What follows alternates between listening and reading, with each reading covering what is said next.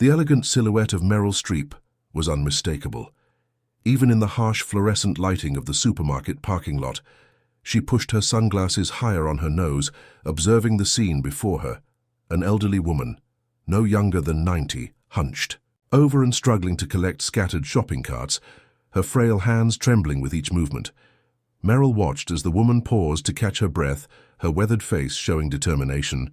Despite obvious exhaustion, something about this sight stirred something deep within Meryl, a mixture of compassion and disbelief. What happened next would not only transform this elderly woman's life forever, but would remind all of us what true compassion looks like in a world that often forgets to look beyond itself. Before we continue this story, let us know where you're watching from. If you enjoy stories like this, subscribe to the channel because tomorrow we have another special story for you. The afternoon sun beat down mercilessly on the asphalt of the Valley Market parking lot. Most shoppers hurried between their air-conditioned cars and the cool interior of the store, barely noticing the elderly figure slowly pushing a long row of metal carts. Eleanor Thompson, at 90 years old, was the oldest employee at the market, having taken the job out of necessity. Not choice, each movement was a quiet battle against arthritis, yet her eyes maintained a quiet dignity that spoke of a lifetime of perseverance. Meryl had only stopped at this particular store by chance. Her usual market was closed for renovations, and her assistant had suggested this one instead. Now dressed in a simple blouse and slacks with minimal makeup, she had hoped to blend in with other shoppers. But fate had other plans. As she exited the store, shopping bag in hand, something caught her attention: the distinct sound of metal scraping against concrete, followed by a soft gasp of effort. Turning toward the sound, Meryl saw Eleanor struggling with a row of carts that had veered off course. The elderly woman's thin arms strained against the weight, her breathing labored in the summer heat. The store manager, a man in his 40s, stood nearby, checking his phone, completely oblivious to Eleanor's struggle. Meryl frowned. Setting her shopping bag down in her car, she made a decision that would set extraordinary events in motion. Approaching slowly, Meryl called out softly, "Excuse me, may I help you with those?" Eleanor, startled, looked up with surprise in her pale blue eyes. Nobody ever offered to help, least of all someone like the elegant woman standing before her. "Oh no, dear," she replied, her voice carrying the slight tremor of age. "I'm quite all right. This is my job after all." Meryl smiled gently but remained firm. "These are heavy even for me," she said, "and I'm not letting you argue with me about this." Before Eleanor could protest further, Meryl had already taken hold of the wayward carts and with surprising strength guided them back into line. Eleanor watched with a mixture of gratitude and embarrassment. "Thank you," she said softly, "but you really didn't have to do that." Meryl looked at the woman more closely, noticing details that told a deeper story. Eleanor's uniform, though meticulously clean, was worn thin at the edges, her shoes practical but badly in need of replacement. Most telling was the slight hollowness in her cheeks, the subtle sign of someone who missed meals more often than they should. "I'm happy to help," Meryl replied honestly. Then, with genuine curiosity, she asked, "How long have you been working here?" Eleanor sighed, retrieving another cart abandoned between parked cars. "About 3 years now. Ever since the pension stopped being enough," she answered. "I work 4 hours a day, 5 days a week. It keeps the lights on and food in the pantry most days anyway." Meryl felt something shift inside her as she listened. This woman, old enough to be enjoying peaceful retirement, was pushing heavy metal carts in sweltering heat just to afford basic necessities. The injustice of it settled in Meryl's stomach like a stone. Without thinking, she grabbed another runaway cart, adding it to Eleanor's row. "I have some time," she said. "Would you mind if I helped you for a bit?" Eleanor looked uncertain. "It's against policy to let customers do my work," she whispered, glancing nervously toward the manager, who remained absorbed in his phone. Meryl's eyes twinkled with mischief. "I won't tell if you won't," she said, lowering her voice. "Conspiratorially, besides, we can just say I'm being friendly." Not helping for the first time, Eleanor's face brightened, with a genuine smile revealing a glimpse of the vibrant woman she must have once been. As they worked side by side, Meryl strategically positioned herself to handle the heavier pushing, while letting Eleanor guide the direction they fell into conversation. "So tell me, Eleanor." Meryl asked, her voice casual, but her interest sincere. What did you do before this? Eleanor's eyes lit up momentarily. I was a school teacher, she replied. Taught 5th grade for over 40 years, loved every minute of it. Those children kept me young. Each one had such unique potential. Meryl smiled. That's quite a legacy. Imagine all the lives you've touched. Eleanor shook her head modestly. I hope I made some difference, she said, but that was another lifetime ago. She straightened, suddenly wincing as pain shot through her lower back. Meryl noticed immediately. Are you all right? She asked, concerned. Eleanor nodded dismissively. Old bones, they complain when you ask too much of them. Nothing to worry about. The manager finally glanced their way, his expression changing from boredom to recognition as he spotted Meryl. He began walking toward them. Eleanor tensed visibly. Mrs. Thompson, he called out. Who's this with you? Eleanor fumbled for words. This is just a kind lady. She's not doing my work, sir. Just keeping me company. Meryl extended her hand to the manager. Hello, I'm Meryl, she said simply. The manager's eyes widened in recognition. Meryl Streep, he stammered before composing himself. It's an honor to have you in our store. Is everything satisfactory? Perfectly fine, Meryl replied smoothly. I was just admiring how dedicated your staff is, especially. She looked meaningfully at Eleanor, who works so hard despite clearly deserving a comfortable retirement. The manager shifted uncomfortably under Meryl's steady gaze. Yes, Mrs. Thompson is one of our most reliable employees, he said, though we're limited in what positions we can offer someone of her advanced age. Meryl nodded thoughtfully. How interesting, she said. I'd love to discuss your employee welfare policies, sometime perhaps over coffee. As the manager retreated, visibly unsettled, Eleanor looked at Meryl with new understanding. You're famous, aren't you? She asked, her voice tinged with embarrassment. I thought you looked familiar, but I couldn't place you. My television broke last year, and I haven't replaced it. Meryl waved her hand dismissively. Fame is overrated, she said honestly. What matters is connection, real people, real stories like yours. Eleanor, I'd like to hear more if you're willing to share. Eleanor hesitated, then nodded. Slowly, I finish my shift in an hour. She said, there's a small cafe around the corner. They know me there, Meryl smiled. That sounds perfect. I'll meet you there. As Eleanor returned to her carts, Meryl walked back to her car, her mind already turning. With possibilities, she had come to this store by chance, but she didn't believe in coincidences. Something had drawn her here today. Some invisible thread of fate had connected her to Eleanor, and Meryl Streep was not a woman who ignored such signs. What happened next would change not only Eleanor's life, but Meryl's as well, in ways neither woman could possibly imagine. As Meryl watched Eleanor continue her work from the distance, a plan was already forming in her mind, something bold, something that would require all her connections and resources, something that would remind the world what truly matters. The soft glow of early morning light filtered through the thin curtains of Eleanor's small apartment, rousing her from a fitful sleep. She winced as she sat up, her joints protesting after yesterday's long shift at the market. The digital clock on her bedside table read 5:23 a.m., earlier than her alarm, but sleep never came easily these days, especially with the constant worry that accompanied her waking hours. She took a deep breath and whispered what had become her daily mantra. Another day, Eleanor, just one more day. The tiny one-bedroom apartment was a far cry from the cozy three-bedroom house she had shared with her late husband Robert for nearly 50 years. But after his medical bills and funeral costs, the house had to be sold. Now this subsidized senior housing was all she could afford. The walls were thin, the plumbing temperamental, and the neighbors mostly kept to themselves. But Eleanor had done her best to make it feel like home. Carefully, she rose and shuffled to the bathroom, catching a glimpse of herself in the mirror. Her once vibrant red hair, now completely white, framed a face marked by time and hardship. Yet her blue eyes still held a spark of determination. She had never been one to surrender to circumstances. No matter how difficult, Robert had always admired that about her. You've got grit. He used to say, that's why I fell in love with you. The memory brought both comfort and pain as she went about her morning routine. In the small kitchen, Eleanor prepared her breakfast with practiced efficiency. A single piece of toast, half a banana saved from yesterday, and a cup of instant coffee she needed to stretch her groceries until her next Social Security check arrived.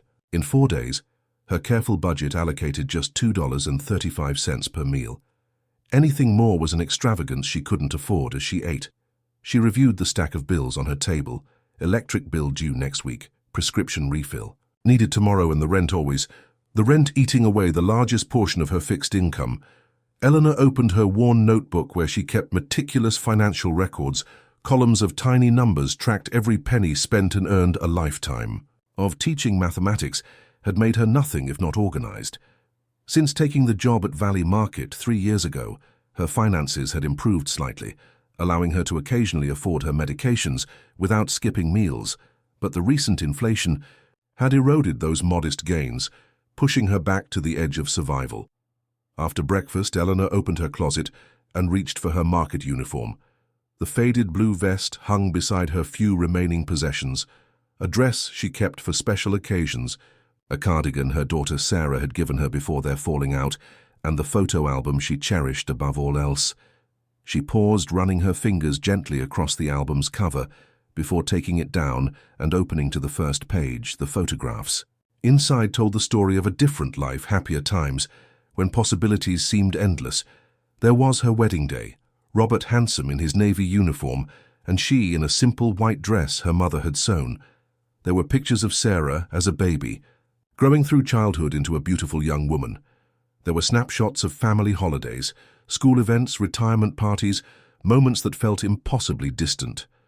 Now Eleanor lingered on a photograph of her 30th wedding anniversary, Robert's arm around her waist, both of them laughing at some forgotten joke. "What happened to us, Robert?" she whispered, tracing his face with a trembling finger. He had been gone 7 years now, taken by a cancer that moved too quickly, leaving her alone with debts that consumed their savings and eventually their home. She had tried to maintain contact with Sarah, but their relationship had fractured under the strain of Robert's illness. Harsh words were exchanged, accusations made that couldn't be taken. Back the last Eleanor heard, her daughter had moved to Chicago, with her husband starting a new life that apparently had no room for an aging mother. Eleanor closed the album, carefully returning it to its place. She couldn't afford to dwell in memories. She had a bus to catch and carts to collect. The job wouldn't wait, no matter how her body protested. The thought of pushing those heavy metal carts for 4 hours, straightening her shoulders.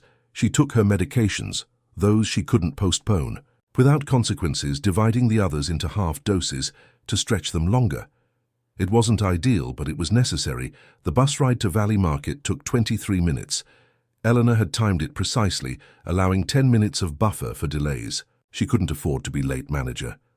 Dawson was always looking for reasons to reduce her hours, claiming customer complaints about her slowness, though Eleanor suspected he simply disliked employing someone her age. The young man saw her as a liability rather than recognizing her perfect attendance record and willingness to work shifts others avoided. As the bus rumbled through the still quiet streets, Eleanor watched the neighborhood pass by, familiar sights of struggle, modest homes with peeling paint, apartment buildings with security bars, small businesses struggling to survive against the large retail chains that dominated the area. This was a community of people getting by, however they could. Eleanor understood them because she was one of them, invisible to the wealthy, who drove through without stopping, forgotten by a system that once promised care in old age, arriving at the market. Eleanor made her way to the time clock and punched in exactly 7 minutes early. As always, she greeted the night janitor Fernando, who was finishing his shift. They had developed a quiet friendship over the years, acknowledging each other with respect for their shared circumstance. He nodded sympathetically at her careful movements. "Buenos dias, señora," he said softly. "How are the knees today?" Eleanor attempted a reassuring smile. "Nothing I can't handle." "Fernando, gracias for asking," she replied. Fernando shook his head. "You work too hard, Eleanor." But I understand why. He patted her shoulder gently before heading out someday. "Things will be better for both of us." Eleanor collected her cart retrieval tool and headed to the parking lot. The morning air still held a pleasant coolness that would dissipate once the sun rose higher. She began her methodical work, collecting abandoned carts from the furthest corners of the lot, first working her way inward, pushing them in groups of 3 or 4, pausing occasionally. When the pain in her back became too intense, she had developed strategies over time, using her body weight rather than muscle strength, letting Momentum helped move the heavier loads her mind drifted as she worked, recalling yesterday's unexpected encounter with Meryl Streep. It seemed almost dreamlike now. Surely a woman of such fame and fortune had better things to do than help an old woman. Collect shopping carts. Yet there had been something genuine in Meryl's interest, something that went beyond politeness or pity. Eleanor had felt truly seen for the first time in years, and the feeling lingered like a warm glow in her chest, the agreed. Coffee meeting hadn't happened. Dawson had kept Eleanor late checking inventory, forcing her to miss the appointment. She had no way to contact Meryl to explain or apologize. The disappointment weighed heavily on her as she maneuvered another row of carts into place. The chance encounter would remain just that, a brief moment of connection before returning to her invisible existence. As the sun climbed higher, Eleanor wiped perspiration from her brow, her breathing becoming more labored with each row of carts she collected. A group of teenage boys passed by laughing among themselves. One deliberately bumped a cart she had just aligned, sending it rolling away. The others snickered as Eleanor slowly went to retrieve it. She didn't scold them or show anger. Such incidents were common, and conserving energy was more important than dignity sometimes, reaching for the wayward cart. Eleanor's vision momentarily blurred, a wave of dizziness washing over her. She steadied herself against a parked car, closing her eyes until the sensation passed. She had skipped her heart medication for 3 days, stretching the prescription until payday. She knew the risks, but the choice between medicine and food was one she faced regularly today. Her body was reminding her of the consequences. "I just need to make it through this shift," she told herself. "Just a few more hours. Then I can rest." The thought of her empty apartment offered little comfort, but it was all she had to look forward to. She straightened her vest and continued her work, unaware that across the parking lot someone was watching her, someone whose heart was breaking at the sight, someone who had already set in motion events that would forever change Eleanor Thompson's life. The sound of elegant footsteps across the parking lot made Eleanor pause in her work. A familiar figure approached, causing her heart to skip. Meryl Streep, dressed casually in dark jeans and a light blue blouse, moved with purpose directly toward her. Eleanor quickly straightened her uniform, suddenly conscious of her appearance after hours of work in the morning heat. "Good morning, Eleanor," Meryl called, her voice warm with recognition. "I was hoping I'd find you here." Eleanor's hands trembled. Slightly on the shopping cart, she was pushing both from fatigue and unexpected emotion. "Ms. Streep," she managed, "I'm so sorry about yesterday. The manager kept me late, and I don't worry about that." Meryl interrupted with a genuine smile. "I figured something came up." She gestured to the row of carts. "Need some help again?" Eleanor began to protest, but Meryl was already beside her, taking hold of the carts and guiding them alongside her, their hands briefly touching as they fell into step together. The contrast was striking. One woman in her prime with manicured nails and designer sunglasses, the other with weathered hands and a worn uniform. Yet there was something harmonious in their movements as they worked side by side. "I brought you something," Meryl said after a moment, reaching into her purse and pulling out a small paper bag. "It's from that cafe we were supposed to meet at. I asked what you usually order. They said tea and a scone." Eleanor's eyes widened with surprise. "You remembered," she said, softly, her voice catching slightly. No one had thought about her preferences in so long that the simple gesture felt monumental. Meryl smiled. "Of course I did. I was looking forward to our conversation. We can have it now if you'd like." Eleanor glanced nervously toward the storefront. "I'm still on shift for another 2 hours," she explained. "I can't just take a break whenever I want." Meryl's eyes twinkled with mischief. "I already spoke with your manager, Mr. Dawson. Was it? He agreed you could take your break now." Something in her tone suggested the manager had little choice in the matter. Eleanor couldn't help the small smile that formed on her lips. "He doesn't usually bend the rules," she observed. Meryl shrugged. "Some rules deserve to be bent, especially ones that keep people from basic human kindness." They found a bench at the edge of the parking lot, partially shaded by a struggling maple tree. Eleanor sat with careful movements, her joints protesting after hours of standing. Meryl placed the tea and scone between them and sat close enough to talk quietly, but not so close as to make Eleanor uncomfortable for a moment. They sat in companionable silence, watching shoppers come and go, the mundane rhythm of everyday life surrounding them. So Eleanor. Meryl began, her voice gentle. Tell me about yourself. Eleanor looked down at her hands folded in her lap, not used to being the center of attention. There's not much to tell, she said softly. I'm just an old woman trying to get by. Meryl shook her head. I doubt that very much, she replied. You mentioned yesterday you were a teacher. Eleanor nodded, memories flooding back. Yes, 5th grade mathematics for 43 years at Lincoln Elementary. Just a few miles from here. I loved it. Children that age are so curious, their minds like sponges. As Eleanor spoke about her teaching years, her posture straightened, her eyes brightened, and her voice gained strength. Meryl listened intently, asking questions that showed genuine interest about Eleanor's teaching philosophy, memorable students, and classroom experiences. Eleanor described innovative methods she'd developed to make mathematics accessible to struggling learners, how she'd stayed after hours to tutor children who needed extra help, the holiday plays she'd directed, and the graduation ceremonies that had brought tears to her eyes. I miss it terribly, Eleanor admitted, after sharing a particularly fond memory about a student who had gone on to become a mathematics professor. The classroom was where I felt most alive, most useful. Meryl nodded, understanding the feeling of purpose that comes from meaningful work. What happened, she asked gently. That led you here. Eleanor's expression clouded the light in her eyes. Dimming. My husband. Robert. She began, her voice softening. He was diagnosed with pancreatic cancer. 7 years ago. It moved so quickly. Within 3 months he was gone. She paused, collecting herself before continuing. We had savings, but the medical bills took everything. Insurance didn't cover half of what he needed. The treatments, the specialists, the equipment for home care. Eleanor shook her head. Then the funeral expenses, the mortgage. I couldn't keep up. Meryl reached out, placing her hand gently over Eleanor's weathered one.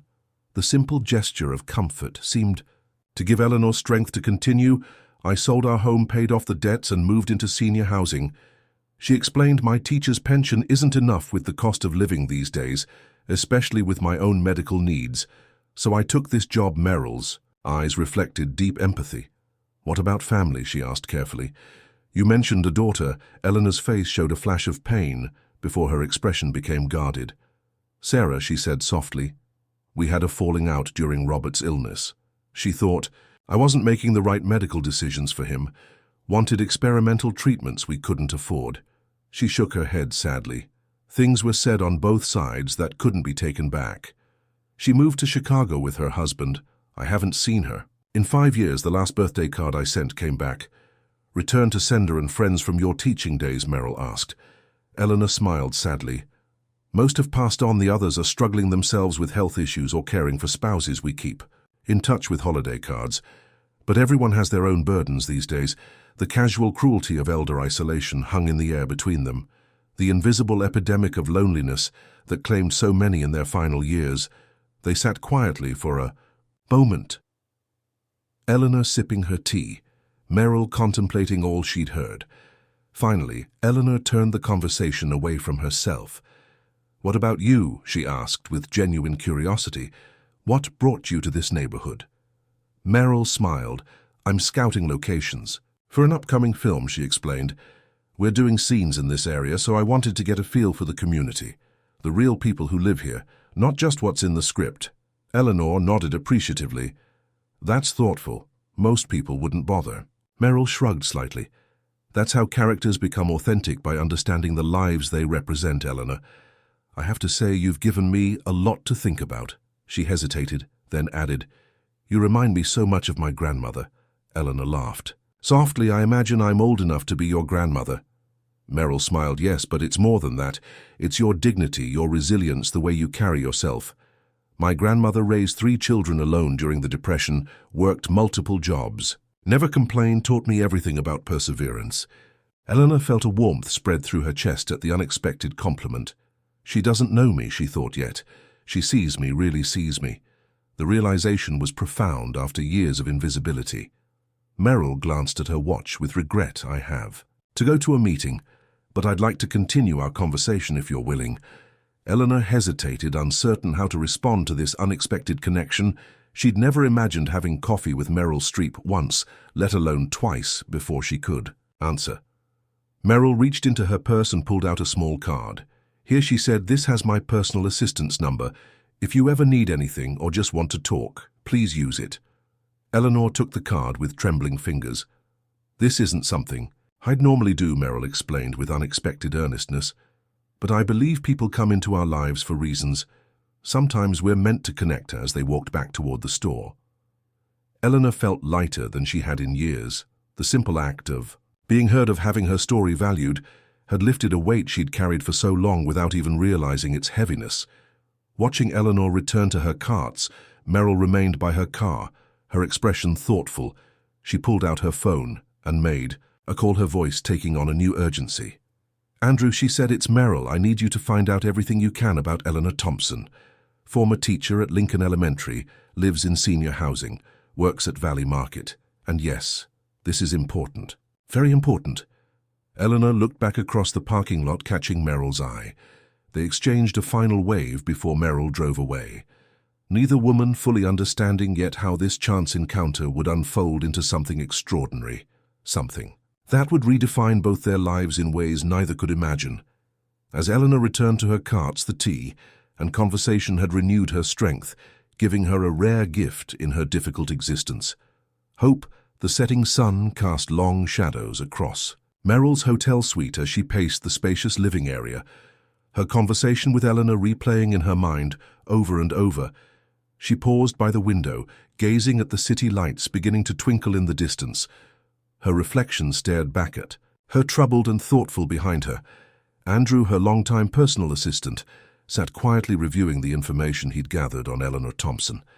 "We found quite a bit of information on Ms. Thompson," he said, breaking the silence. "Apparently she was quite remarkable in her teaching career." Meryl turned from the window, her expression intense. "What did you find?" Andrew arranged several printed pages on the coffee table and gestured for Meryl to join him. Eleanor Thompson taught mathematics at Lincoln Elementary for 43 years. He received Teacher of the Year awards, 7 times developed a mathematics curriculum that was adopted by several schools in the district, and mentored over 20 teachers who went on to successful careers. She was particularly noted for her success with underprivileged students and those with learning difficulties. Meryl sat down, scanning the documents with growing interest. There were newspaper clippings of Eleanor receiving awards, old staff, photos showing a vibrant red-headed woman with a bright smile, student testimonials from various years, and a feature article from 1992 titled "The Miracle Worker of Lincoln Elementary." The article detailed how Eleanor had helped a nonverbal student with autism connect with mathematics, leading to a breakthrough in his overall development. "This is extraordinary," Meryl murmured, her fingers tracing the faded photograph of a younger Eleanor, surrounded by adoring students. "What about her personal circumstances?" Andrew handed her another folder. Her husband, Robert Thompson, was a veteran, served in Vietnam, worked as a postal worker for 35 years. They were married for 48 years before he died of pancreatic cancer 7 years ago. The medical bills were substantial. According to public records, they remortgaged their home twice before his death, and the house was sold shortly after to cover remaining debts. She moved into Parkview Senior Living Apartments, a subsidized housing complex on the east side of town. And her daughter Meryl asked, leafing through the papers, Sarah Thompson, now Sarah Collins, lives in Chicago with her husband James. Collins. They have 2 children. Andrew hesitated before continuing. There were court records. Meryl looked up sharply. What kind of court records? The daughter filed for power of attorney during Robert's illness, claiming Eleanor was making poor medical decisions. There was a hearing, but the judge ruled in Eleanor's favor. The relationship appears to have deteriorated after that. Meryl closed the folder, her expression somber. She's been abandoned by the very system she served for decades, she said softly, a dedicated teacher who shaped hundreds of lives, now pushing carts at 90 to afford food and medication. There's something fundamentally wrong with that. Andrew nodded in agreement. Despite her professional achievements, Eleanor's teacher's pension wasn't sufficient to keep up with inflation and medical costs. Her Social Security benefits cover less than half her monthly expenses and her part-time job at Valley Market, provides minimum wage for 20 hours a week. Standing abruptly, Meryl walked to the window again, her mind made up. Andrew, she said, her voice taking on the decisive tone he recognized from important. Decisions. I want to help her, but not in a way that feels like charity. From what I've seen, Eleanor has tremendous pride. I need to honor that. Andrew was already taking notes. I've been thinking about this. He said we could approach it from several angles: direct financial assistance, educational foundation in her name, community recognition. Perhaps all of these.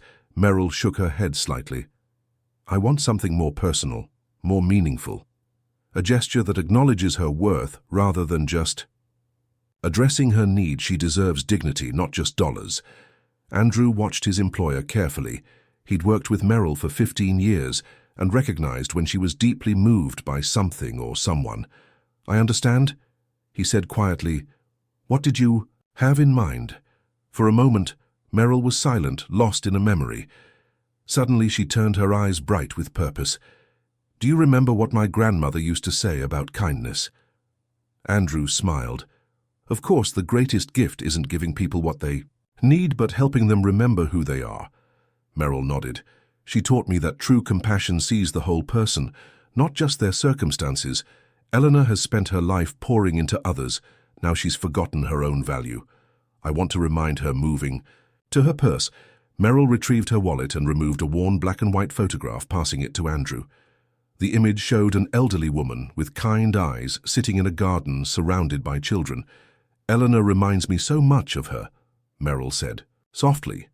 My grandmother raised 3 children alone during the Depression, worked as a seamstress, a cook, and a cleaning lady, sometimes all in the same day.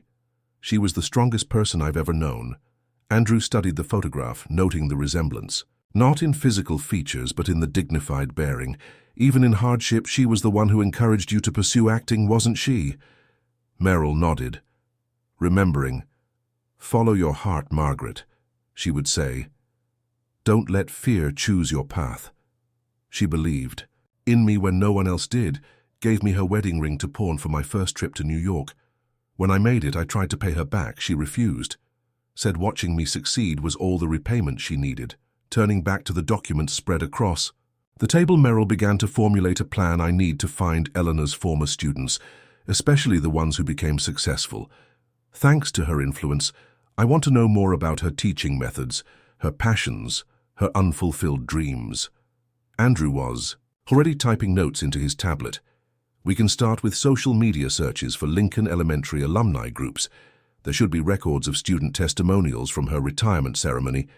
Meryl's eyes lit up with another idea. Her retirement. Do we know if she had one? What happened?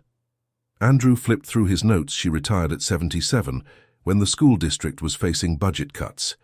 There was a small ceremony mentioned in the local paper, but nothing elaborate given the financial constraints at the time. Meryl frowned. That's not right. 43 years of service deserves more recognition. Something began to crystallize in her mind, a delayed celebration. Perhaps one that could bring together the lives she'd touched. Pacing. Again, Meryl's creative mind raced with possibilities. I need to see her apartment, understand how she lives day to day. Andrew raised an eyebrow. That might be difficult without revealing your interest. Meryl smiled slightly. I'm an actress, Andrew. I can be convincing when needed. I also want to speak with the manager at Valley Market. He seemed indifferent to Eleanor's struggle. We need to ensure her working conditions improve immediately. Andrew watched Meryl with admiration. He had seen her passion for various causes over the years, but this felt different, more personal. The way she spoke about Eleanor reflected something deeper than charity or even justice.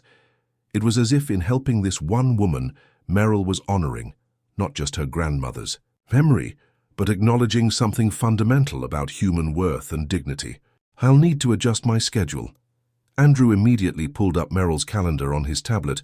The production meeting tomorrow morning can be moved to afternoon, but you have the script reading at 2 and the costume fitting at 4. Meryl waved her hand dismissively. The costume fitting can wait. This is more important.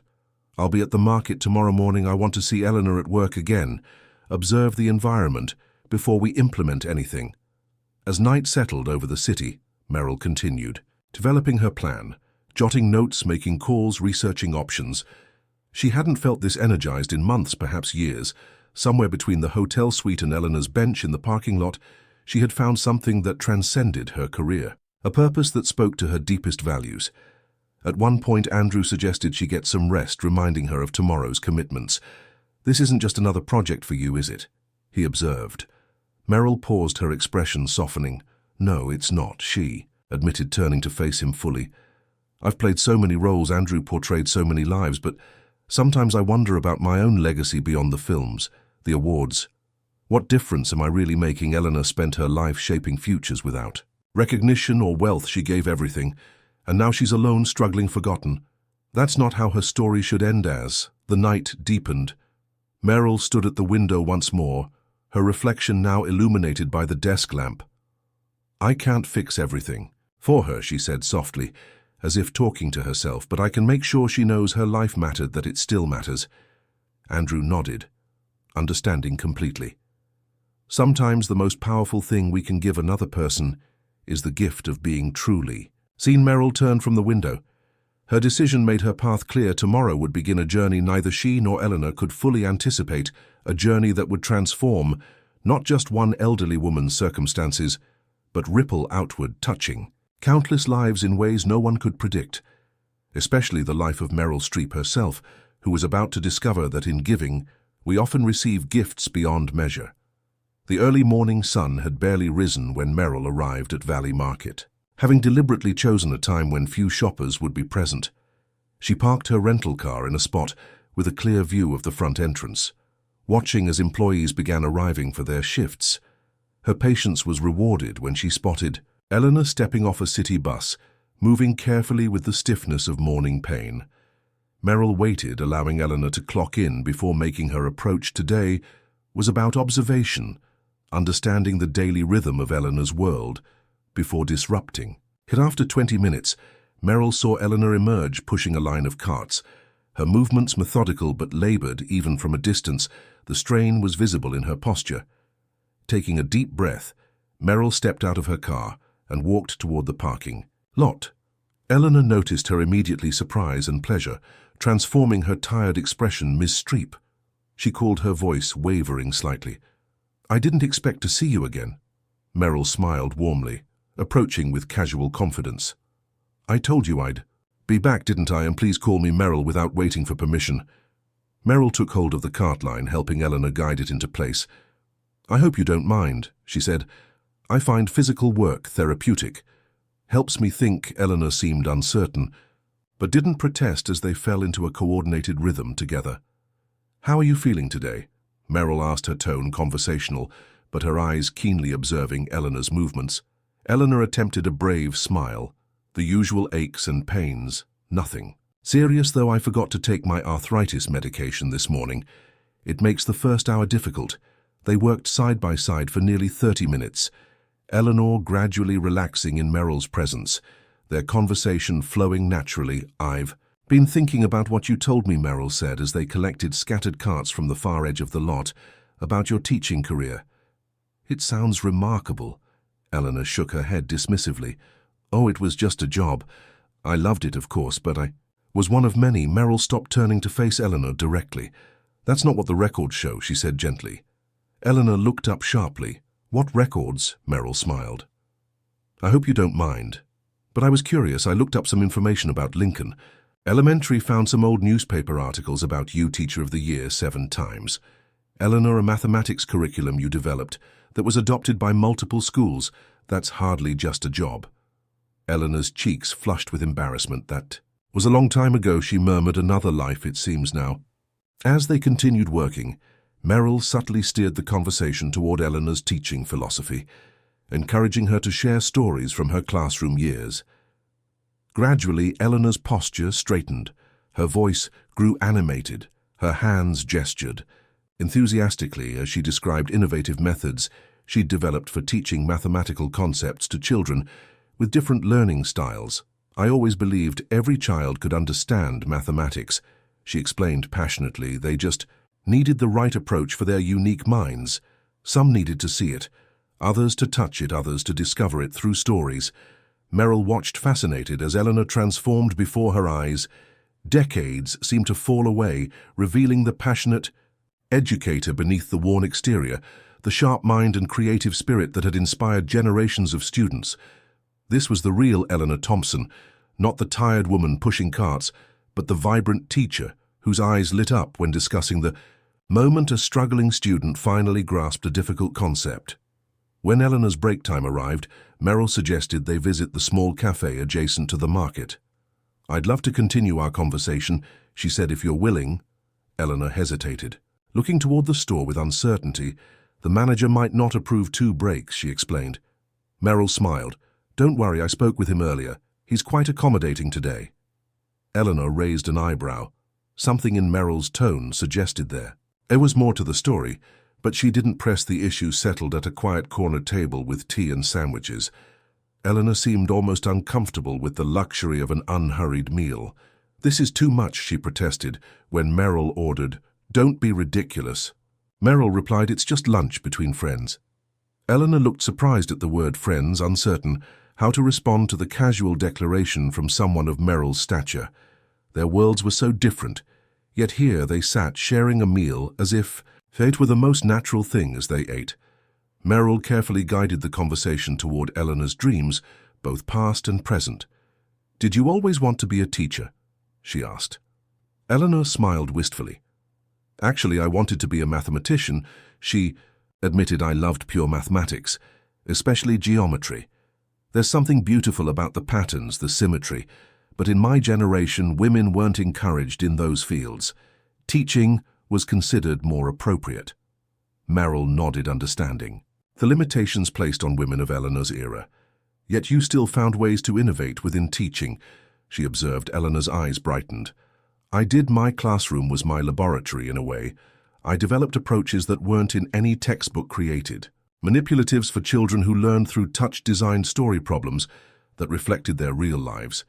She paused, her expression growing distant. "I always hoped to write a book combining mathematics with storytelling, showing how numbers exist in everything around us. But life gets busy, then retirement, then Robert's illness." She trailed off, the unfinished dream hanging between them. Meryl leaned forward slightly. "What would your book have been like?" Eleanor's face lit up with unexpected passion, mathematical concepts explained through stories. She said, "Children learn best when they can connect ideas to emotions, to experiences in their own lives. I wanted to show how mathematics isn't abstract, but woven into the fabric of our world. The symmetry in snowflakes, the Fibonacci sequence in flower petals, the geometry in architecture." She gestured animatedly. I had collected hundreds of examples, photographs, stories, exercises. Watching Eleanor speak with such enthusiasm, Meryl felt a deepening conviction that her instincts had been right. This woman had so much still to give, so much wisdom to share with the world. "I'd love to see your materials sometime," she said casually, "if you still have them." Eleanor looked down at her hands. "Oh, I don't know, they're probably outdated now, packed away in boxes." She seemed embarrassed, suddenly conscious of having revealed so much. But Meryl pressed gently. "Passion like yours doesn't become outdated." Eleanor, knowledge presented with heart, always finds an audience. As their lunch concluded, Eleanor glanced at her watch with regret. "I should get back," she said. "The afternoon shift will be starting soon." Meryl nodded understanding as they walked back toward the market. She noticed Eleanor walking more comfortably than earlier, the food and rest having clearly helped with her discomfort before they parted. Meryl touched Eleanor's arm lightly. "I have some meetings the next few days, but I'd like to visit you at home sometime if that would be all right. I'd love to continue our conversations." Eleanor hesitated, clearly torn between delight at the connection and embarrassment about her living conditions. "My apartment is very small," she said simply. "Not what you're used to." Meryl smiled warmly. "I grew up in a small apartment, Eleanor space. Doesn't impress me, people do." Eleanor nodded. "Finally, perhaps next Tuesday, then I don't work that day." Meryl agreed, squeezing Eleanor's hand gently. Tuesday it is, before returning to her car. Meryl made a detour to the manager's office, knocking briefly. Before entering Mr. Dawson, she said pleasantly, "I wanted to thank you for accommodating Eleanor's extended break today."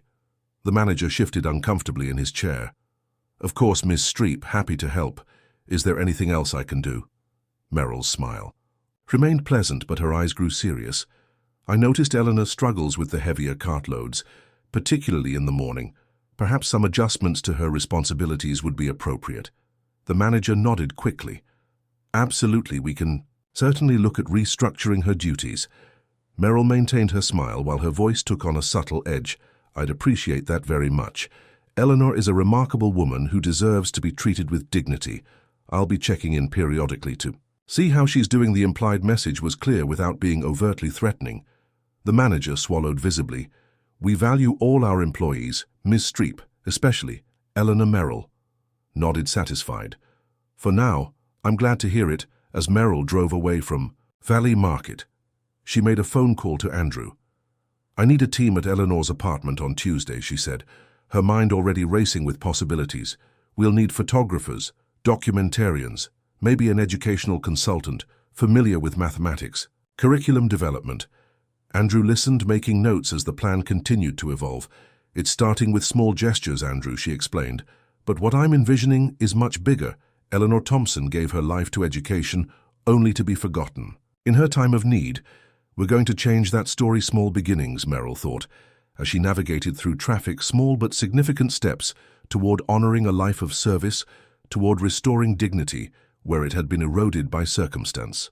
What Eleanor didn't yet realize was that their conversation over lunch had provided Meryl with exactly what she needed, the seed of an idea that would bloom into something neither woman could fully imagine, something that would transcend charity, to become opportunity, purpose, and ultimately justice. The morning sun streamed through the thin curtains of Eleanor's apartment as she carefully counted the pills remaining in her prescription bottle. 7 left, enough for a week if she continued, taking half doses, but the refill would cost nearly $60, money she didn't have until payday. With a resigned sigh, she placed the bottle back on the bathroom shelf. A problem for another day, she told herself. First, she needed to pay the electricity bill, which had arrived yesterday, marked with an ominous final notice. Shuffling to the kitchen, Eleanor prepared her usual sparse breakfast, deliberately cutting the banana into thin slices to make it last longer. As she ate, she reviewed her budget notebook with growing anxiety. The numbers refused to align no matter how she adjusted them. The gap between income and expenses widened each month, like a chasm threatening to swallow her completely. Perhaps she could pick up an extra shift at the market, though her body protested at the very thought. A knock at the door startled her from her calculations. Eleanor wasn't expecting anyone. Neighbors rarely visited, and deliveries were even rarer. Cautiously, she approached the door, peering through the peephole to see a young man in a uniform holding a clipboard. "Hello, Miss Thompson," a friendly voice called. "I have a delivery for you." Eleanor opened the door, confusion evident on her face. "I didn't order anything," she said. "There must be some mistake." The delivery man smiled, checking his tablet. "No mistake, ma'am," he confirmed. "I have a grocery delivery for Eleanor Thompson at this address." Eleanor's confusion deepened.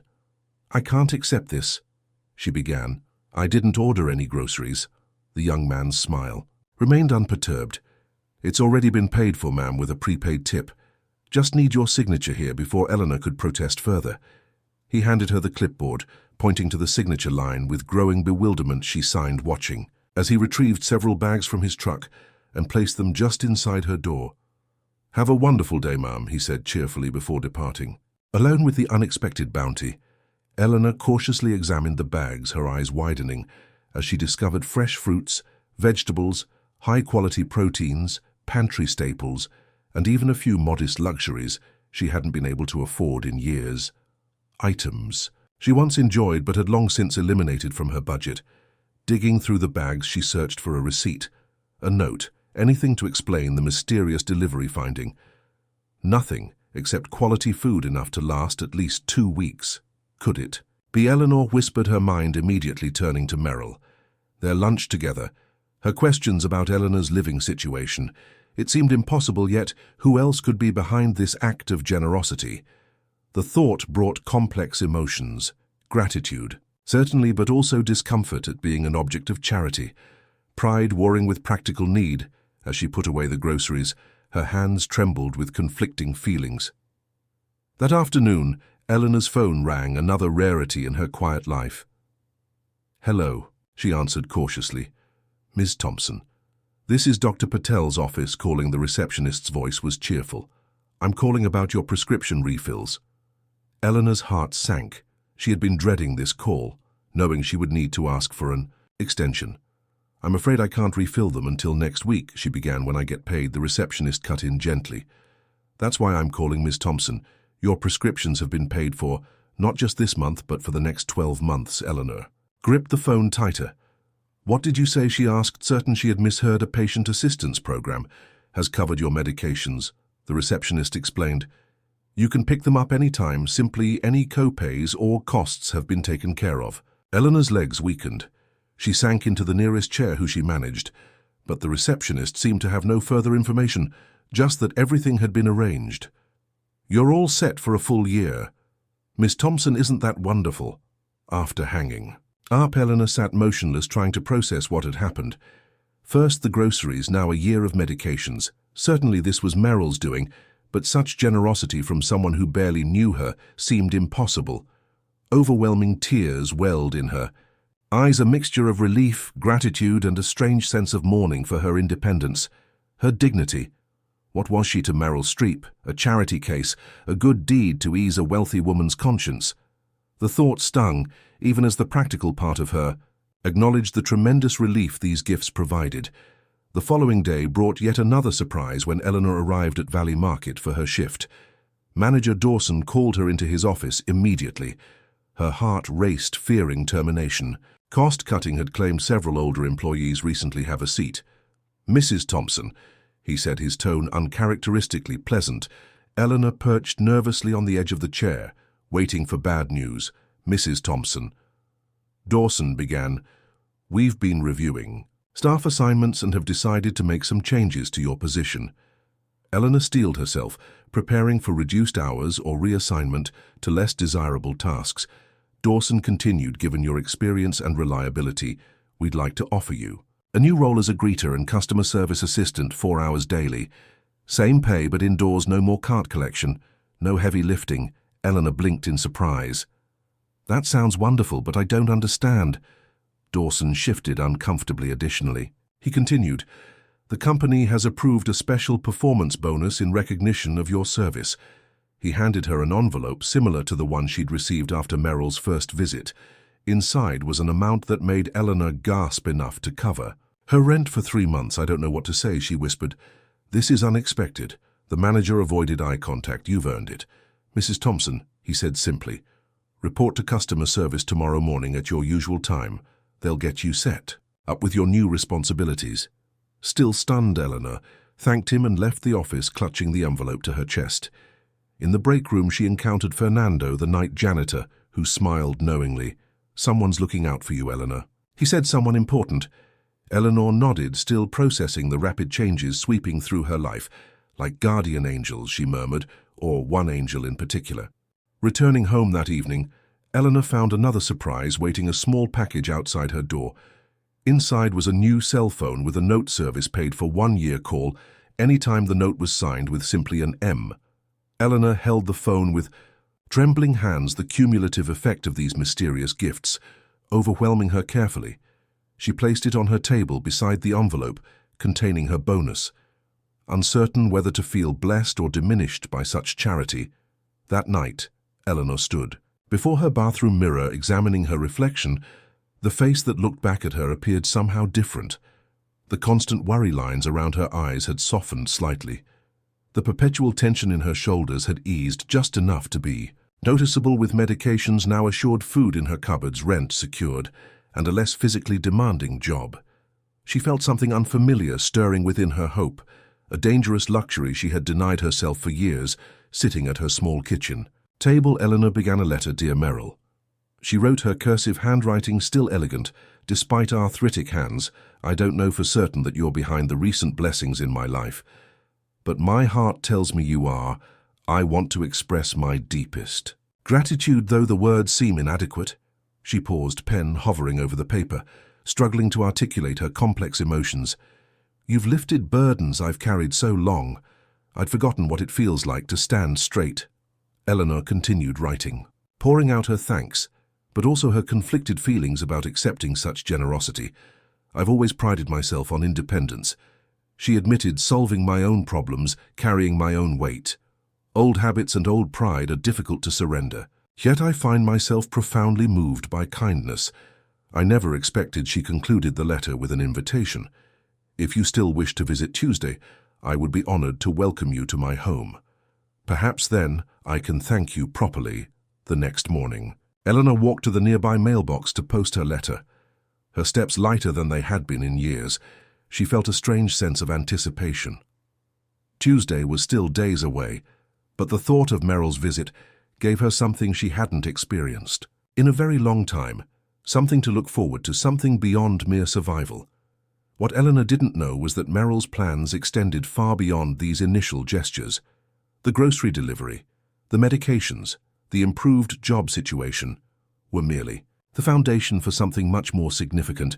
As Eleanor's letter made its way through the postal system, Meryl sat in a conference room surrounded by a team of professionals discussing Eleanor Thompson's life story, her educational contributions, and the book she had never written.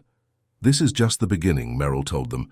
Phase 1 is addressing her immediate needs, ensuring security and dignity. But Phase 2, she smiled with determination. Phase 2 is about legacy. What happens when we recognize the value of a life spent in service, when we refuse to let wisdom and experience fade into obscurity? Meanwhile, Eleanor slept peacefully for the first time in years, her medications working properly, her stomach comfortably full, her mind temporarily unburdened by financial anxiety, unaware that her Tuesday visitor would arrive with far more than conversation, unaware that her life story was about to take a turn, so unexpected, so extraordinary, that it would ripple outward, touching countless lives, including generations of children she had never met. The anticipated Tuesday arrived with Eleanor waking earlier than usual, her apartment already spotless after hours of nervous cleaning. The day before, she had arranged her few possessions. With care placed fresh flowers purchased with her newfound abundance in a vase borrowed from a neighbor, and even prepared a simple lunch in case Meryl was hungry. The preparations felt both necessary and absurd, preparing to entertain a Hollywood legend in her modest subsidized apartment. Yet Meryl had insisted on coming here, rather than meeting somewhere more elegant prompt. As ever, Meryl arrived at exactly the agreed time of 11 o'clock. Eleanor opened the door to find her standing there, elegantly casual in slacks and a simple blouse, holding a small gift bag. "Thank you for inviting me," Meryl said warmly. As Eleanor welcomed her inside, the apartment was small but immaculately kept, personal touches evident in the carefully arranged photographs, old books, and the single vase of flowers. "I hope these will brighten your table," Meryl added. Handing Eleanor the gift bag, inside was a box of fine tea and artisan cookies. "I've been wanting to thank you properly," Eleanor said, as they settled at her small kitchen table.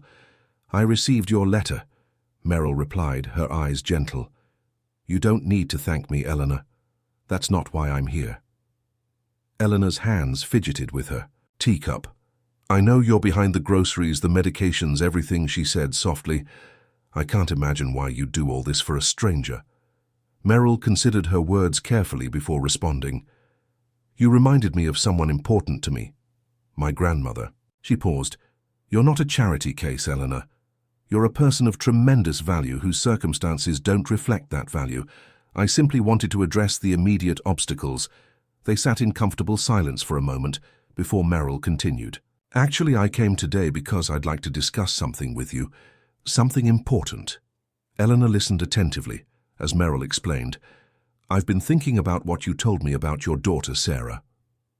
Eleanor's expression clouded at the mention of her estranged child. "It's been 5 years," she said simply. "We both said things we regret." Meryl nodded, understanding. "I wonder, Eleanor, would you be open to reconnecting if the opportunity arose?" Eleanor's hands trembled slightly around her teacup. "I've written so many letters, sent so many cards," she replied, her voice catching. "She doesn't want to hear from me." Meryl leaned forward slightly, placing her hand gently over Eleanor's. "What if she does?" Eleanor shook her head, confusion evident in her eyes. "I don't understand." Meryl took a deep breath last week. I had my assistant locate Sarah in Chicago. She still works at the same university, teaching literature. We reached out to her. Eleanor's eyes widened in alarm. You contacted my daughter. Without telling me, please hear me out, Meryl said quickly.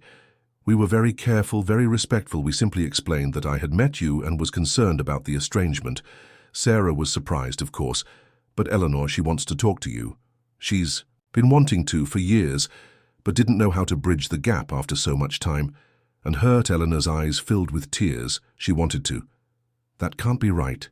She was so angry. Meryl smiled gently. Pride is a powerful force. Eleanor on both sides. Sarah told us she sent cards too. They were returned just like yours. Eleanor sat back stunned by this revelation. How is that possible? Meryl explained. Apparently, when you moved to the apartment, there was an issue with mail forwarding. The postal service was returning mail to senders without your knowledge. Sarah thought you were rejecting her attempts to reconcile, just as you thought she was rejecting yours. Eleanor covered her mouth, tears flowing freely. Now 5 years, she whispered. 5 years lost to a simple misunderstanding. Taking a moment to compose herself, Eleanor asked hesitantly, Where is she now? Chicago still? Meryl replied, But she asked if she could call you today. That's why I brought the phone yesterday. I promised I'd give you time to decide if you're ready. Eleanor reached for Meryl's hand, gripping it tightly. I've been ready for 5 years, she said, her voice breaking. Thank you for this. Thank you. Meryl smiled warmly. Shall I call her now? Eleanor nodded, unable to speak through her emotions. Meryl stepped away, making a brief call, returning moments later with a smile. She'll call in 5 minutes, she said. Perhaps you'd like a moment to prepare. Eleanor nodded gratefully, using the time to wipe her tears, straighten her clothing and calm her racing heart. When the phone rang precisely 5 minutes later, her hand hovered over it, momentarily paralyzed by anticipation. Meryl nodded encouragement as Eleanor finally answered. Hello, she said, her voice barely above a whisper. Mom, the voice on the other end was instantly recognizable, though thickened with emotion. It's really you. Eleanor's composure broke completely. Oh, Sarah, my darling girl, I've missed you so much. Both women were crying now, their words tumbling over each other as they tried to compress 5 years of absence into immediate connection. I thought you didn't want to hear from me. Sarah explained her cards had been returned. Eleanor shook her head vigorously, explaining the same had happened. To her letters, I never stopped writing to you. Sarah never stopped thinking about you. Meryl quietly moved to the living room, giving Eleanor privacy for this precious reunion. Through the open doorway, she could see Eleanor animated, emotionally engaged in a conversation years overdue, talking about grandchildren she had never met, holidays, missed milestones, uncelebrated, the shared grief over Robert's passing that should have united rather than divided them. After nearly 30 minutes, Eleanor beckoned Meryl back to the kitchen, her face transformed by joy. She wants to come visit Sarah and her family this weekend. She announced they're driving down from Chicago. That's wonderful, Meryl said, genuinely pleased. Eleanor nodded, then looked suddenly concerned. My apartment, it's so small for visitors, and the grandchildren, I've never met them, she fretted. Meryl considered for a moment. I have a solution if you're comfortable with it. The production company has rented several houses near the filming location. I have access to a lovely 3-bedroom with a garden. Perfect. For children, you could stay there for their visit. Eleanor began to protest, but Meryl continued. It's already paid for sitting empty otherwise, and it would give you proper space to reconnect, overcome with gratitude. Eleanor embraced Meryl impulsively. Thank you, she whispered. I never imagined when you first spoke to me in that parking lot that my life would change so completely. Meryl returned the embrace gently. This is just the beginning, Eleanor, she said softly. There's more to discuss, but that can wait. Let's focus on getting you ready for this reunion. The rest of the afternoon passed in a flurry of activity, Meryl arranging the weekend accommodations, Eleanor calling Sarah again to confirm details. They worked together, preparing for the visit. Meryl quietly noting items Eleanor would need but couldn't afford, mentally adding them to her growing list. As evening approached, Eleanor confessed her nervousness. "I've changed so much." She said, "I'm not the mother." Sarah remembers. Meryl squeezed her hand reassuringly. "You're exactly the mother she remembers, loving, determined, resilient. The circumstances have changed. Eleanor, not the essence of who you are." 3 days later, Eleanor stood nervously on the porch of the borrowed house, watching. As a car pulled into the driveway, Sarah emerged first, a woman in her 50s with Eleanor's eyes and determined chin, followed by her husband James and 2 children, a boy of 12 and a girl of 9. For a moment, mother and daughter simply stared at each other, absorbing the changes time had wrought, then simultaneously moved forward, falling into an embrace that bridged 5 years of absence. "I'm sorry," were the first words they both spoke, followed by tearful laughter at their synchronicity. Throughout the weekend reunion, Meryl kept a respectful distance, visiting only briefly to ensure everything was comfortable. The transformation in Eleanor was remarkable, her posture straighter, her smile constant, her energy renewed by connection to family, particularly the grandchildren who were initially shy, but quickly warmed to the grandmother, who knew mathematics games and stories that seemed magical to young minds. On Sunday evening, as the family prepared to depart, promises of regular visits and holiday gatherings exchanged, Sarah sought out Meryl for a private moment. "I don't know how to thank you," she said, emotion evident in her voice. "I thought I'd lost my mother forever." Meryl shook her head. "Your mother is remarkable, Sarah. That's all I did was remove obstacles." Sarah smiled through tears. "She told me about everything you've done. The job, the medications, the reconnection you've given her, dignity." Miss Streep, not just assistance, watching the family drive away. Eleanor stood beside Meryl on the porch, her eyes still bright with happiness. "My heart is full," she said simply. "I never thought I'd see her again. Hold my grandchildren, 5 years gone, but so many more ahead."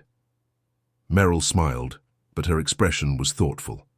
"Eleanor," she said gently, "there's something else I'd like to discuss with you tomorrow, if you're willing. Your book, the one you never wrote, about mathematics and storytelling." Eleanor looked surprised. "You remembered that?" "Of course," Meryl replied. "I remember everything. You've told me, and I have a proposition for you. One I think might interest you very much." The community center bustled with unusual activity for a Wednesday morning, tables and chairs arranged in a circle, fresh flowers decorating the entrance, and a small podium positioned at the front of the room.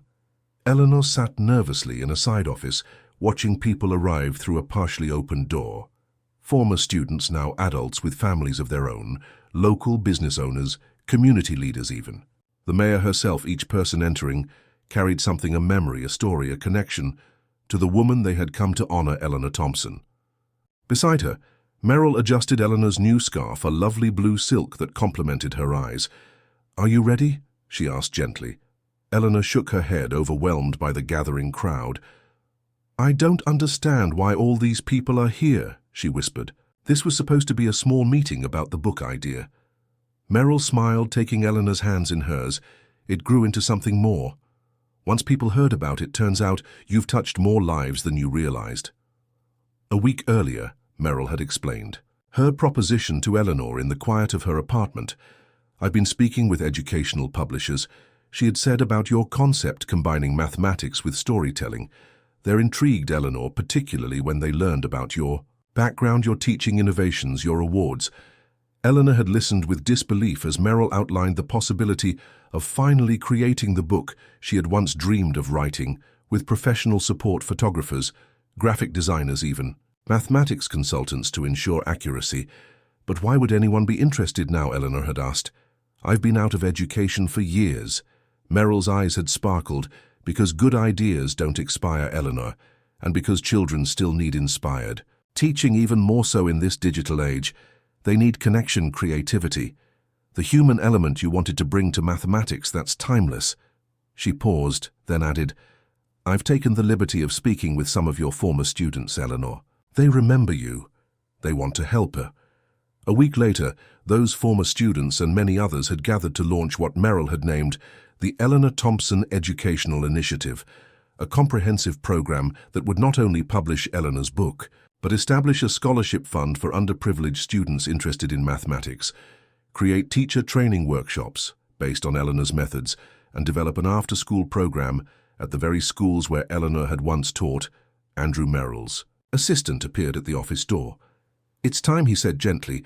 Eleanor stood smoothing her new dress, another gift she had initially tried to refuse, her heart pounding with anticipation and fear. "I've spent decades in classrooms," she murmured. "Why am I so nervous now?" Meryl linked her arm through Eleanor's. "Because this time the lesson is about you, your life, your impact, your legacy, and that's the hardest subject of all to face." As they entered the main room, the gathered crowd rose, applauding. Warmly familiar faces smiling with genuine affection. Teachers who had once been Eleanor's students, now carrying her methods into their own classrooms. Former principals acknowledging her contributions. Parents whose children had overcome learning difficulties through her patient instruction.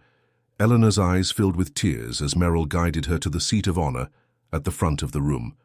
For the next hour, person after person came forward, sharing stories of Eleanor's impact.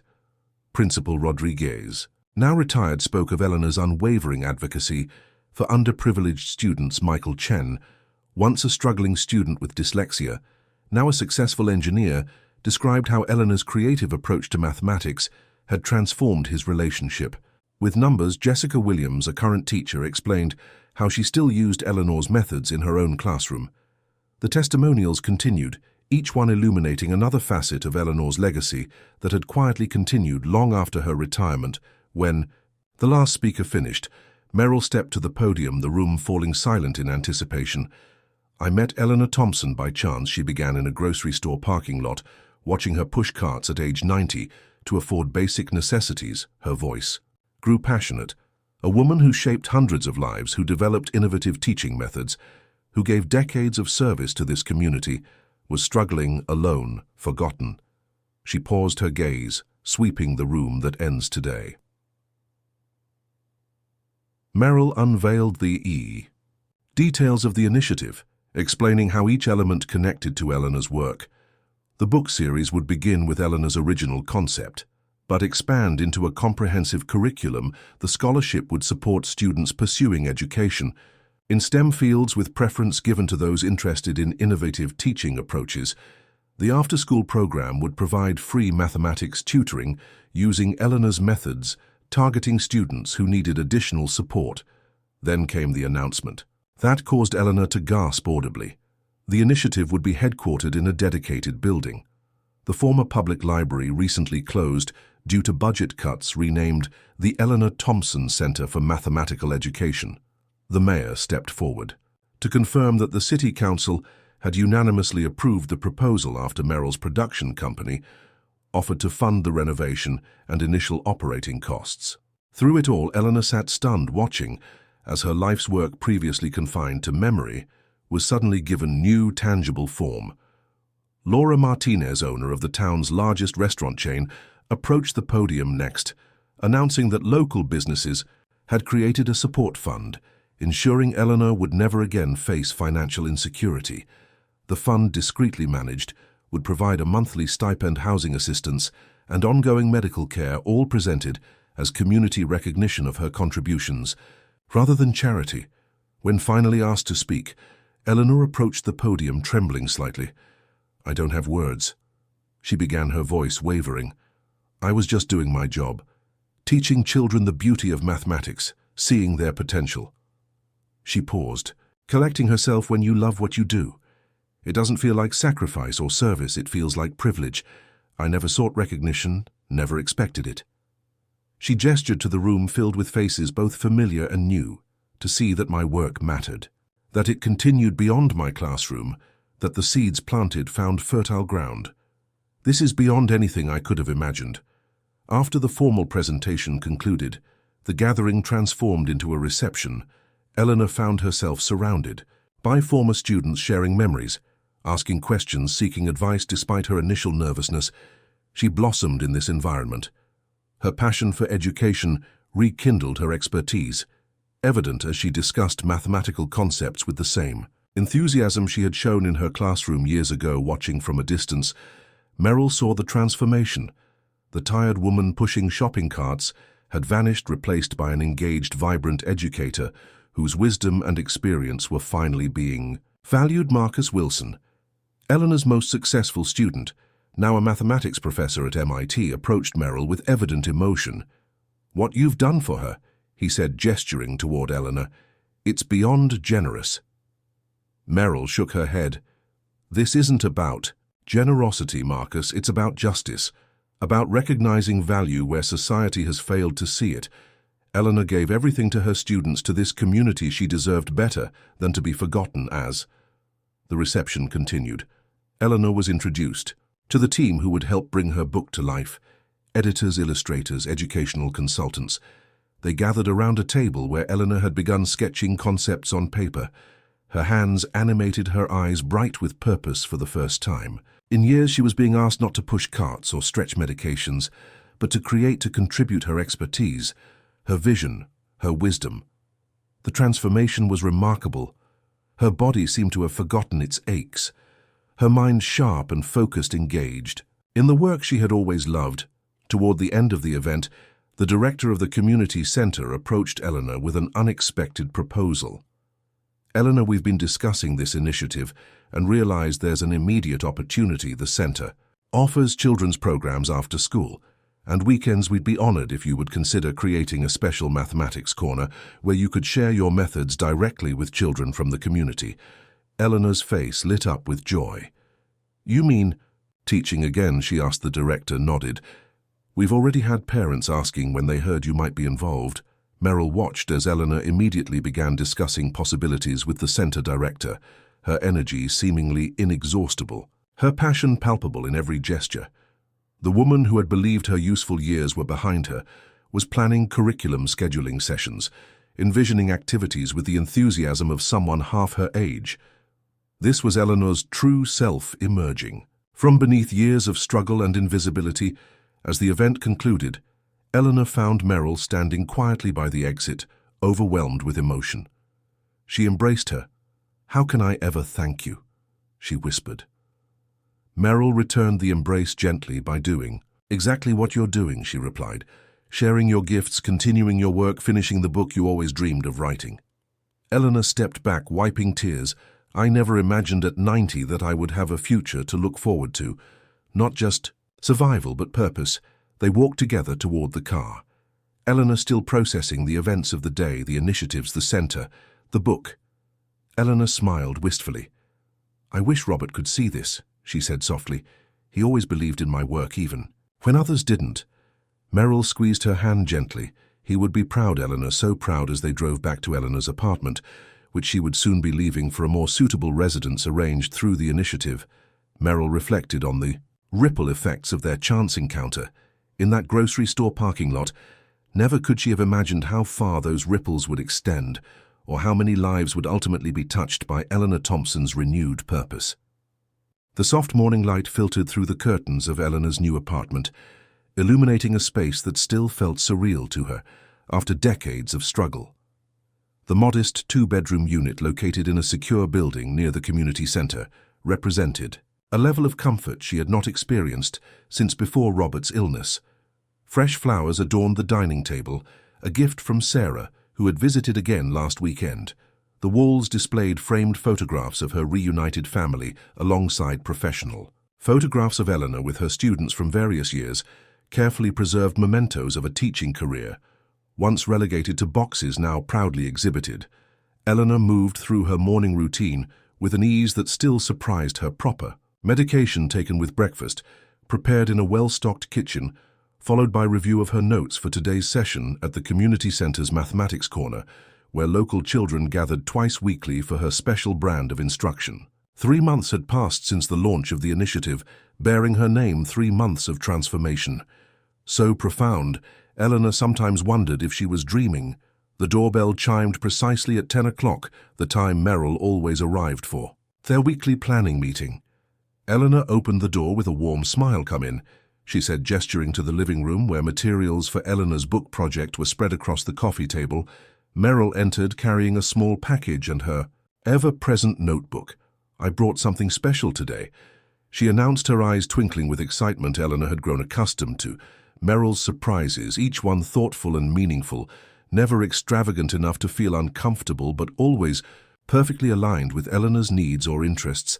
They settled on the sofa where Eleanor had arranged tea service, a small luxury she now permitted herself.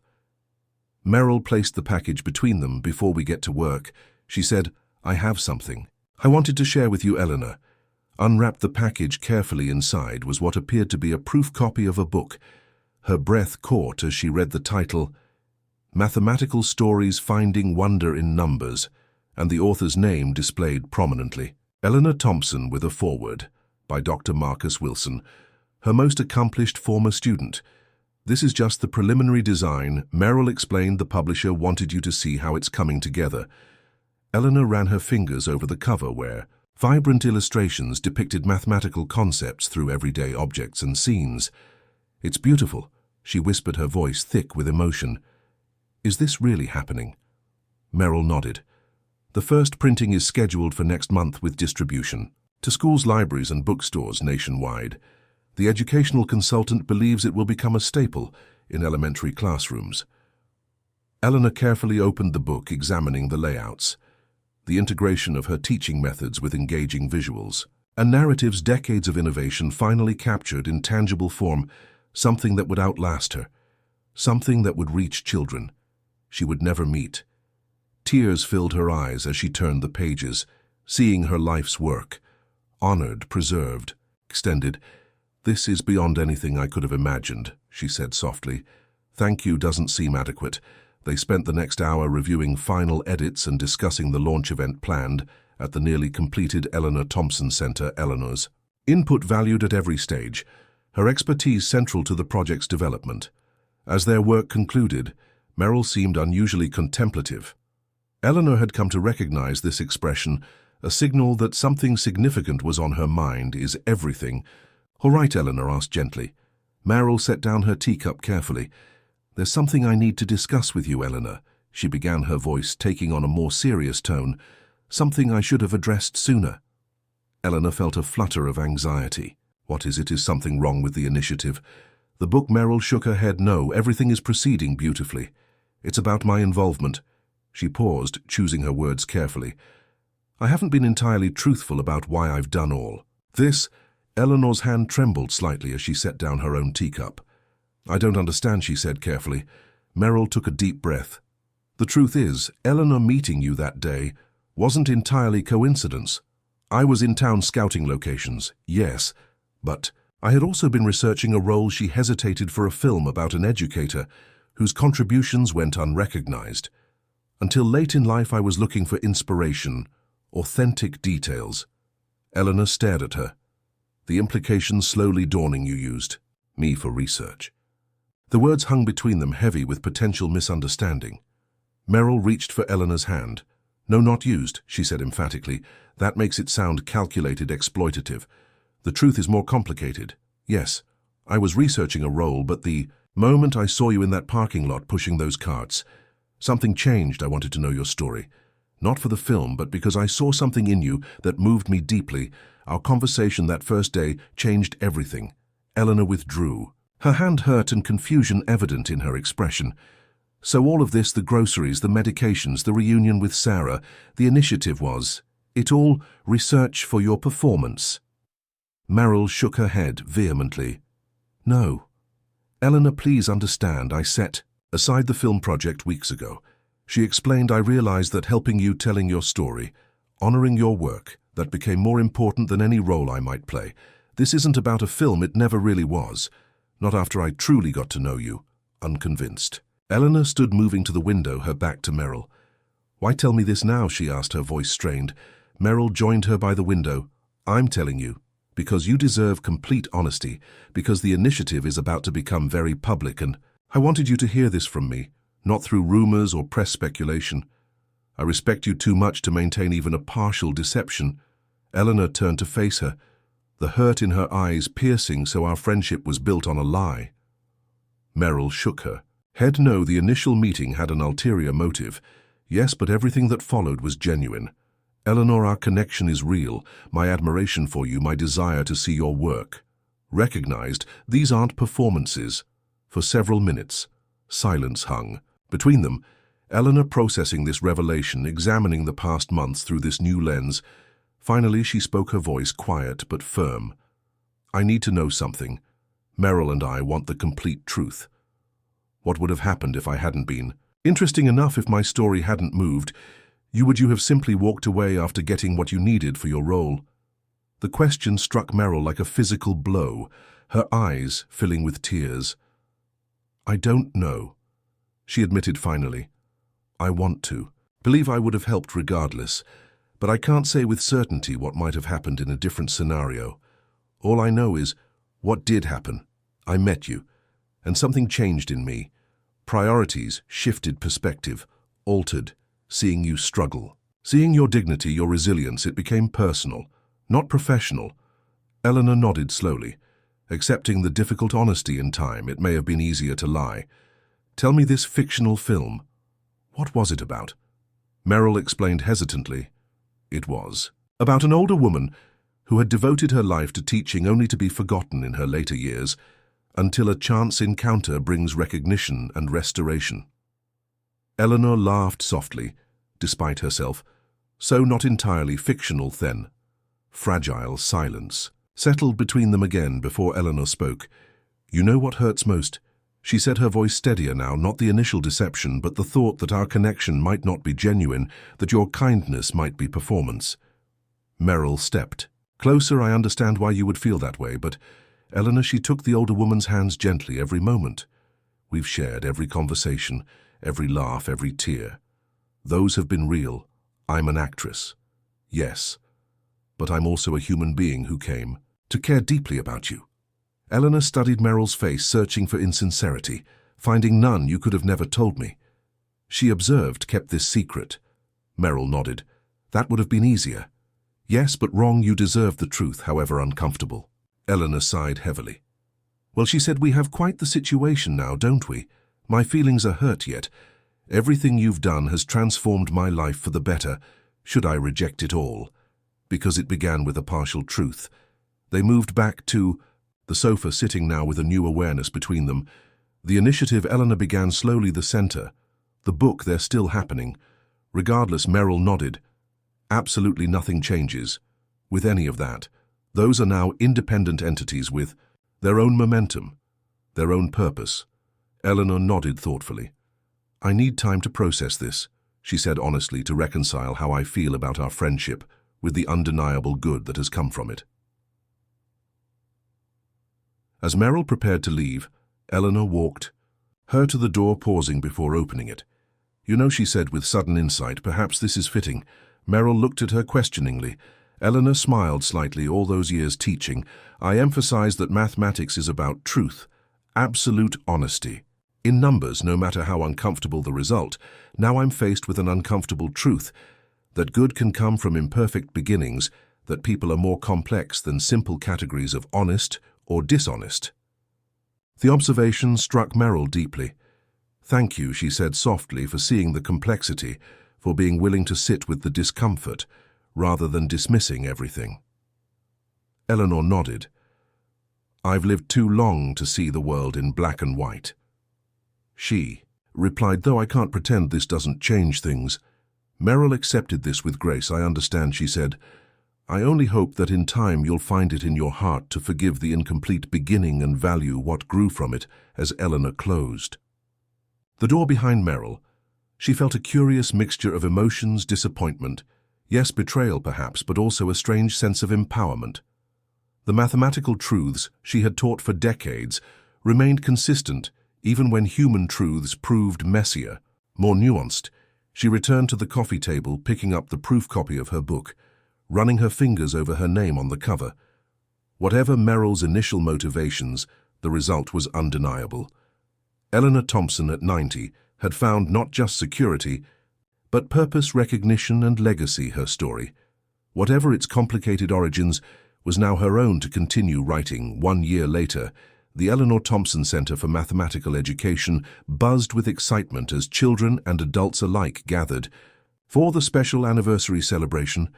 Colorful banners decorated the renovated building, once an abandoned library, now a vibrant educational hub, where Eleanor's methods had been teaching children for 12 remarkable months. At the center of it all sat Eleanor Thompson, now 91, her posture straight, her eyes bright with purpose. surrounded by students, former colleagues and family, including Sarah and her children, who had relocated to be closer to Eleanor. Meryl Streep stood quietly at the back of the room, observing the scene with profound satisfaction. The past year had brought changes neither woman could have anticipated when they first met in that grocery store parking lot. Their relationship had weathered the revelation of Meryl's initial motives, evolving into something more authentic, more equal, a friendship built on mutual respect and shared purpose. After the difficult conversation, Eleanor had requested space to process her feelings, time to determine what their connection meant in light of the truth. They had continued working together professionally, focusing on the initiative, while their personal relationship healed gradually through honest conversations, genuine apologies, and Eleanor's remarkable capacity for understanding. Eventually, Eleanor had reached a place of acceptance, recognizing that relationships, like mathematics equations, can begin with flawed assumptions, yet still reach valid conclusions, as she told Meryl during their reconciliation.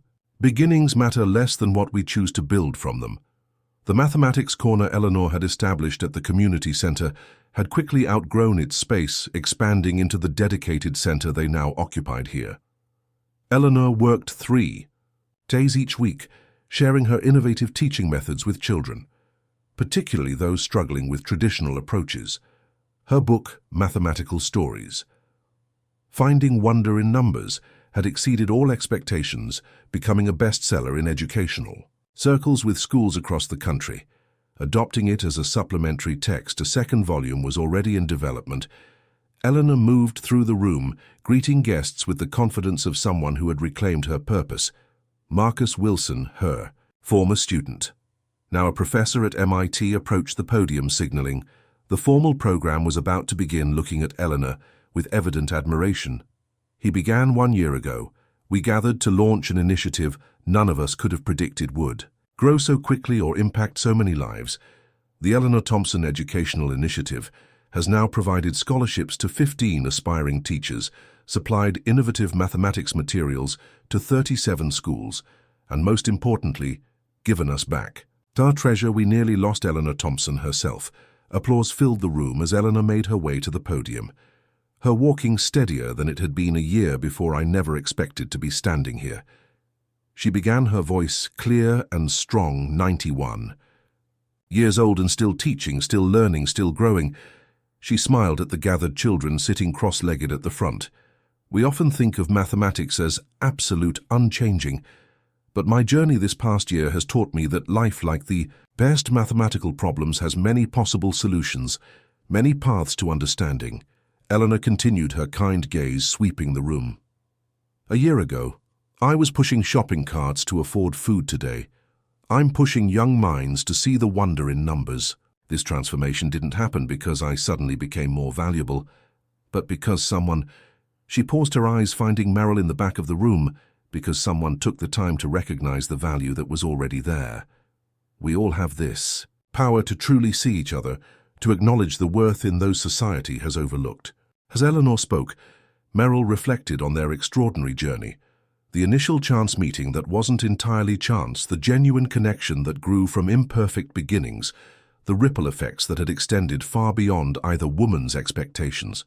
The initiative had taken on a life of its own, with educators worldwide now implementing Eleanor's methods foundations, contributing funding, and most importantly, children discovering the joy of mathematics through Eleanor's approach.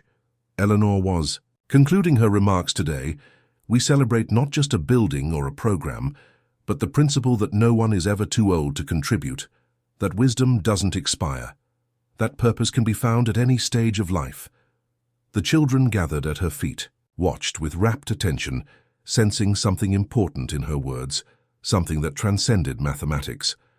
I may not have many years ahead of me, she acknowledged, but I'm grateful for this chance to spend them meaningfully, to leave behind not just memories but methods, tools that will continue teaching long after I'm gone. As the formal program concluded, Eleanor made her way through the crowd toward Meryl, who remained in her position near the back. They hadn't planned to meet today. Meryl's presence a surprise, as she had been filming overseas for months. The two women embraced warmly. You came, Eleanor said, her eyes bright with emotion. Meryl smiled, Of course I wouldn't miss this day for anything their relationship had evolved into. Something neither could have predicted. A friendship between equals, each bringing different gifts to their shared purpose. They found a quiet corner amidst the celebration. "How does it feel?" Eleanor asked, being back. Meryl's eyes swept the busy center. "Strange yet familiar," she admitted. "I've been following everything from afar, the new programs, the research studies validating your methods, the teacher training workshops. It's remarkable what you've accomplished." Eleanor shook her head gently. "What?" "We've accomplished," she corrected, regardless of how it began. "This became our shared journey." Eleanor gestured toward Sarah, who was helping young children with a mathematical puzzle, and my personal journey as well. She added, "My daughter, my grandchildren. They're part of my daily life now. Sarah is even training to facilitate workshops based on my methods." Meryl nodded, seeing the full circle that had formed the teacher whose daughter had become a teacher, carrying forward not just family bonds, but educational philosophy, an unbroken line of influence, extending into future generations. Their conversation was interrupted by a small girl tugging at Eleanor's sleeve. "Miss Thompson," she said urgently, "I solved the triangle puzzle." Eleanor's face lit. "Up with genuine excitement, you did, sweetheart." "Let's see," she allowed herself to be led away, pausing only to smile back at Meryl, a smile that conveyed gratitude, partnership, and the shared understanding of what they had built together as the celebration. Continued, Meryl observed Eleanor in her element, moving from student to student, offering guidance, encouragement, and the infectious enthusiasm for mathematics that had defined her teaching career decades had passed. But Eleanor's gift remained her ability to make abstract concepts tangible, to connect with struggling learners. To illuminate the path toward understanding, she was no longer pushing carts, but minds no longer barely surviving, but thriving in renewed purpose later as the event wound down. Eleanor and Meryl sat together on a bench outside the center watching the sunset, Eleanor's expression reflective. "You know," she said softly, "sometimes I wonder what would have happened if you hadn't noticed me that day, if you had chosen another market, another parking lot." Meryl considered this. "I've thought about that too." She admitted, their friendship now solid enough for such honesty. "Would you have continued pushing carts until you couldn't anymore?" "Probably," Eleanor acknowledged. "The reality, without self-pity, I had no other options." Then she gestured toward the center, with its vibrant activity still visible through the windows. "But look at what grew from that moment. Not just my circumstances changing, but all of this. The children, the teachers, the programs, ripples extending outward, touching lives we'll never even know."